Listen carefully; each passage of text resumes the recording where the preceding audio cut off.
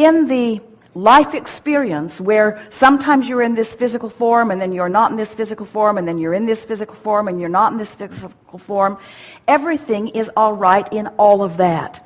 It's important that if you are to be happy in your physical experience, you have to let go of the incorrect notion that death is a wrong thing, that it is something that at all costs should be prevented.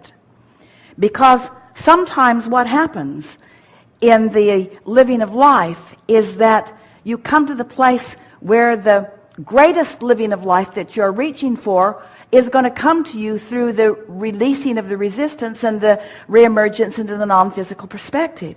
We really want you to relax into what your statue is saying and accept that. In other words, here we're visiting with you, and we're entertaining you, and we are offering understanding that you understand at many levels, and you are finding resonance with this at many levels, and you are accepting the non-physicalness of us for the most part as you listen and find resonance with who we are. And so we are bridgers of the human-made gap between physical and non-physical.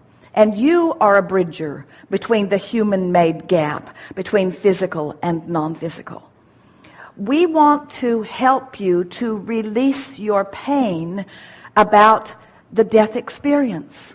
We want all of you to release your pain about the death experience, because it is dramatically misunderstood by you and it is non-existent from our point of view.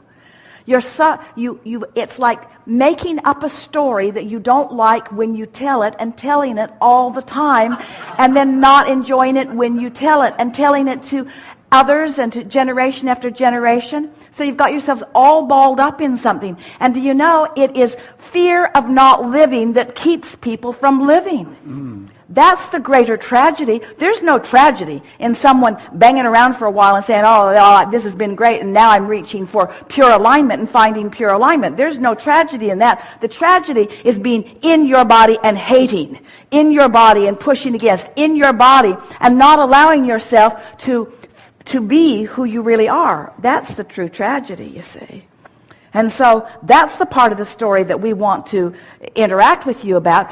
These kids are coming to you often in great resistance to life, and you're helping them drum themselves back into alignment, you see.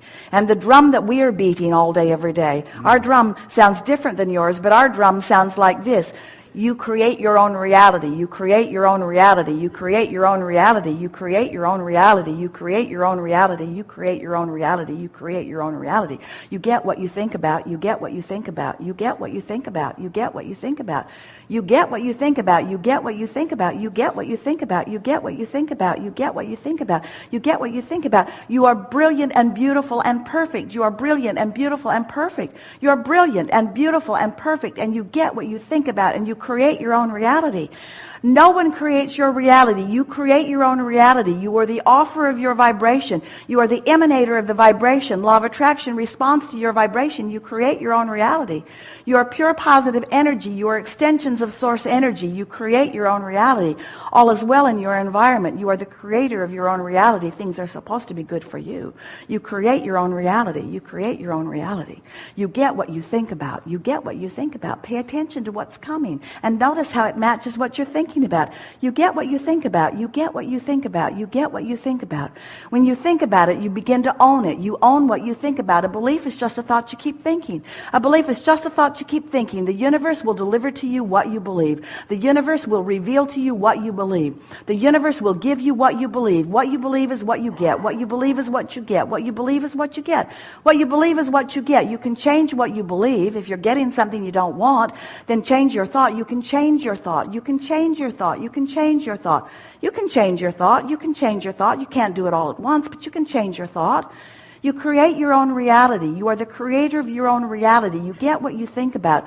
You can practice what you think about. You can feel better than you do. You can say it better than you said it.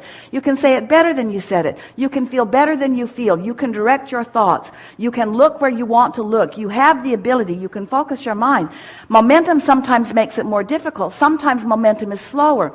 Change your thought when momentum is slower. Do it the easy way. Beat a drum. Pet a cat. Get a massage. Take a drive. Do it the easy way. Life is supposed to feel good to you. You make too much of all of this. Be easy about all of this. You're only here in these physical bodies for a little while, but you are here in these physical bodies eternally. In other words, we are all here together eternally. There's no rush to get anything done. Nothing is being left undone. All is well. Everything's working out all right. You're in the right place at the right time. Nothing's gone wrong. Everything's all right. Life is supposed to feel good for you. You're in the right place at the right time. Embrace where you are. Everything's all right. In other words, this is the drum that you're wanting to beat, you see. You're wanting to add ease to your own experience. Listen to the things that you say to your children and feel the way you feel when you say them to your children. And ask yourself what you're really conveying to your children. In your determination to modify their behavior, are you pinching yourself off from love in your disapproval of their behavior? And if you are, do you really have anything to give them? What's the preliminary work? What's the pre-work that must be done? What's the pre-paving? What do you do before you speak to your children? Dance your dance before you speak to your children. Come into alignment before you speak to your children, you see. It's so easy to look out into a world, and it's so easy as a teacher who wants to uplift to find what needs to be uplifted and to focus upon it until you've lost your own connection with upliftment. And then your work doesn't feel joyful to you. It feels burdensome. You feel like only one. And you are never only one. Everyone who comes to you comes because they're ready to hear what you have to say. And what you have to say, as you look at them, is you're in the perfect place where you are. That's the thing that you want to convey to them more than all other things put together. You are not in a wrong place. You are in the right place. You are in the place that path of least resistance has provided for you. That person over there may be in what you deem to be a much better place. But they are in the place, the perfect place. They are in the place that the path of least resistance is providing for them. Everyone is equal in this relationship with the path of least resistance. And no one puts any blocks in the path of anyone else. You are the creator of your open path, and you are the creator of your closed path. And it doesn't matter right now, dear one who I love, as you're looking upon them, it doesn't matter if your path feels closed or if your path feels open. It's the right path. It's the path that you have created. All is well with you on this path, and it will get better. That's the message that you're wanting to convey. Because as you compare paths and you say, look over here, they sing in this way, or they dance in this way, or they live in this way, or they think in this way, and therefore they're blessed with a better path. In the comparison of the paths, there is a condemnation that bogs them down and keeps them from allowing their path of least resistance to open more. Criticism of the path that anyone is on puts more resistance in the path. Acceptance of the path that they're on takes the barricades away. So it's the acceptance of the path that is necessary. It's the seeing the perfection in them. It's the seeing the perfection in the traffic, not just in the sea. It's seeing the perfection in the busyness of the roadway, not just in the sky that is out there. It's the looking for the perfection in everything, but it's the what you do in advance that prepares you to do that, you see. The more you dance, the more those who want to dance will come to you. But everyone who dances doesn't dance all the time. Have you noticed? Sometimes you dance and sometimes you complain. And sometimes you dance and sometimes you soar. And sometimes you soar and sometimes you suffer. You've just got to know the difference, you see. Just know the difference. Accept that you're suffering right now. And don't condemn the suffering. Just accept that there's suffering. And accept that they're soaring, and begin to notice the difference. Begin to notice the correlation between what you did leading up to it until you have convinced yourself of your control of soaring or suffering. Don't let suffering children make you suffer. Don't be called to the suffering of the children. Be called to the soaring of the children, you see. Wow. And as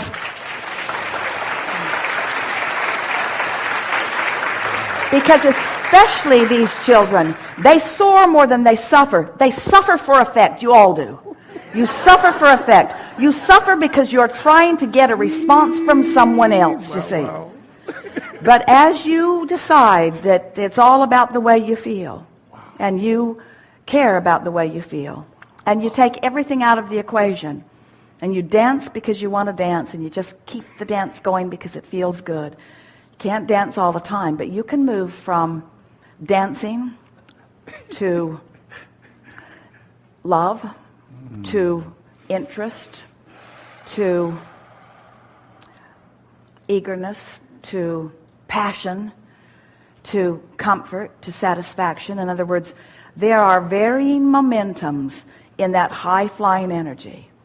And as you insist for yourself that you feel good, and you find a way every chance you get to feel good, and you don't wait till you're faced with suffering to try to feel good, but you feel good in the absence of suffering until you've practiced it, and in the absence of suffering until you've practiced it, there will come a time, you're right on the doorstep of it, that you can stand in your wholeness in the suffering of others and not suffer while they suffer and help them become whole.